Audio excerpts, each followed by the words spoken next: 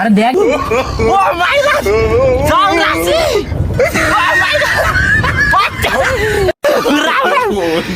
দেখ দেখ আমার ফোনে দেখে জিনিসটা দেখে। আরে তোর ফোনে কি তাই তো দেখছিস? রে। আমার ফোনে দেখে। আজকে নাকি পরীক্ষার রেজাল্ট দেবে, এসএসসি পরীক্ষা।